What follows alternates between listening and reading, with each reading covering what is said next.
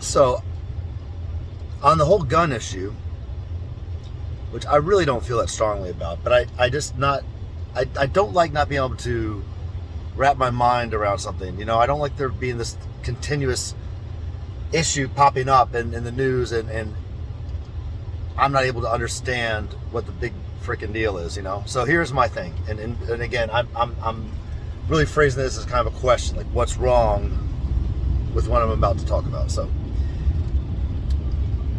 if you want to take away certain guns, what is the problem? If you want to take away a gun that goes, what's the problem? Other than the fact that, well, it's my right. Okay, you're right. But what's the benefit of having a gun that goes, right? If it's for self-defense, nah, that's not very good. You're going to take down that mass shooter. You're going to save the day. Well, it's not very. You don't really need a gun that goes, right? That might be a little bit of a liability. And certainly, unless you're defending yourself against, you know, a small militia, you really just don't need a gun that goes. For the sport of hunting, it's not really much of a sport when you have a gun that goes, right? I mean, being able to take down any sort of animal with a gun that goes isn't really much of a challenge. So, what about this? The last scenario, the event of the government needing to arm ourselves against the government. Well, that's an end of the world, apocalyptic sort of scenario. And so if you're going to say I need guns because the end of the world is coming, well, that sounds a little nuts. So, that being said, I guess there's another objection too. If we get rid of the guns that go, the criminals will have guns that go, but again, I don't see a scenario where two people having guns that go is going to have a, you know, meaningful, you know, solution that's going to be acceptable to society in general. Because, you know, what's the result of you're not taking somebody down. That's not self-defense. You're just mowing down everything in your path, right?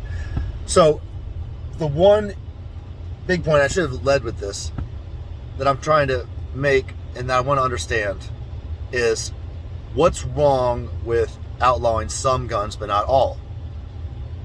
We have some drugs outlawed, but not all drugs. Some drugs are legal.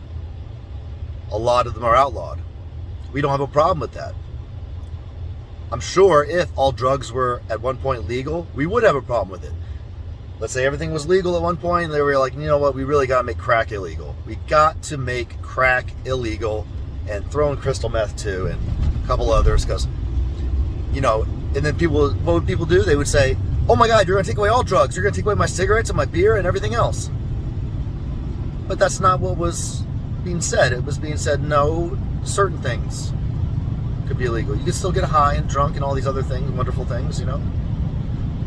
But we're going to take away some. And that's the problem.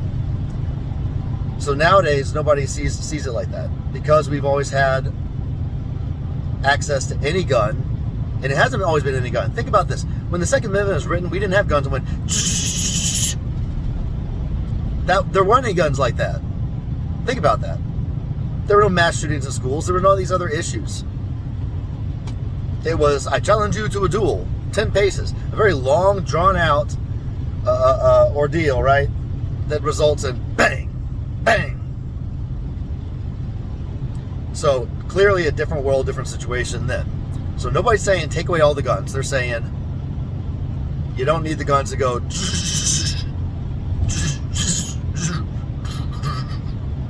whatever they do.